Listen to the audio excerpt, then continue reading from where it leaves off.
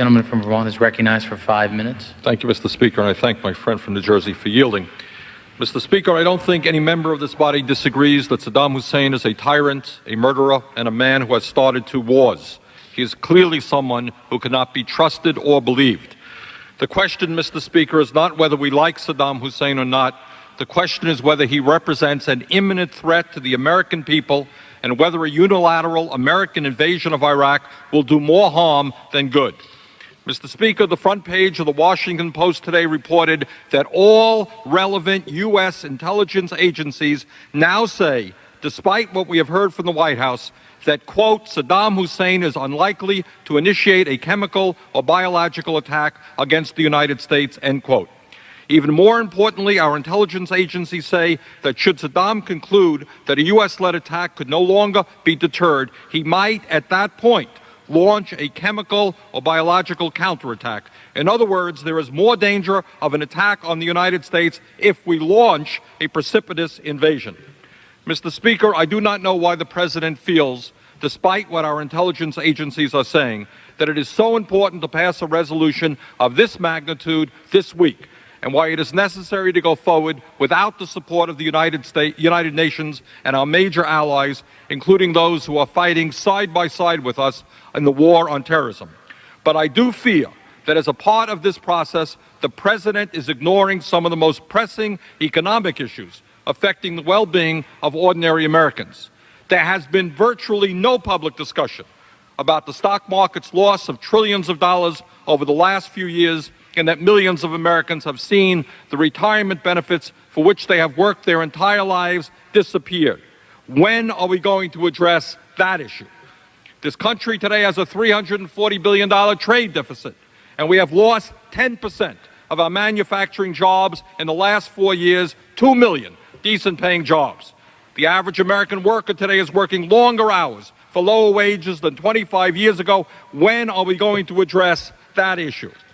Mr. Speaker, poverty in this country is increasing, and median family income is declining.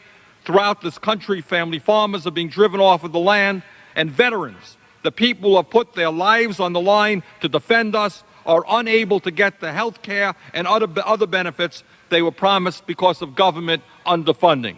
When are we going to tackle these issues and many other important issues that are of such deep concern to Americans?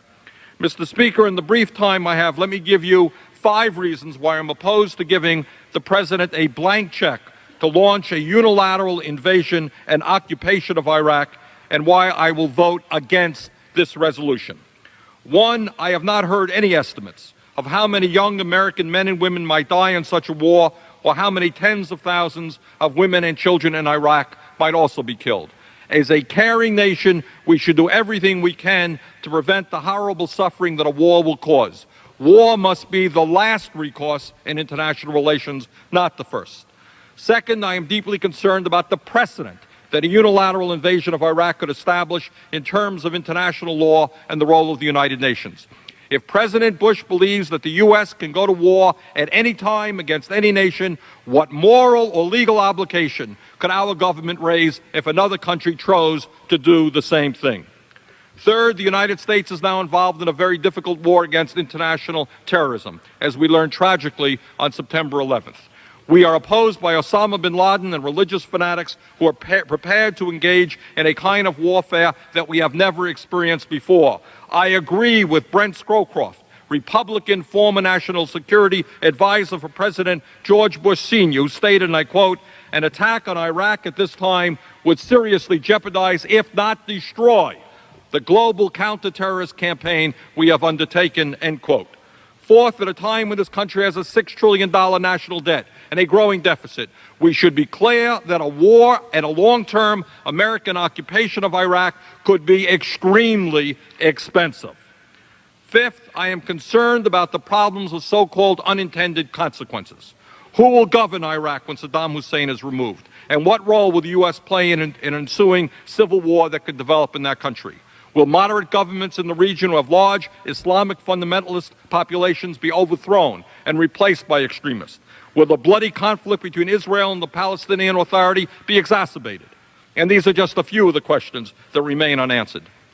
If a unilateral American invasion of Iraq is not the best approach, what should we do?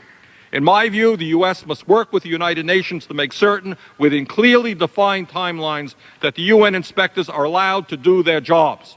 These inspectors should undertake an unfettered search for Iraqi weapons of mass destruction and destroy them when found, pursuant to past UN resolutions. If Iraq resists inspection and elimination of stockpiled weapons, we should stand ready to assist the UN in enforcing compliance. I thank the gentleman.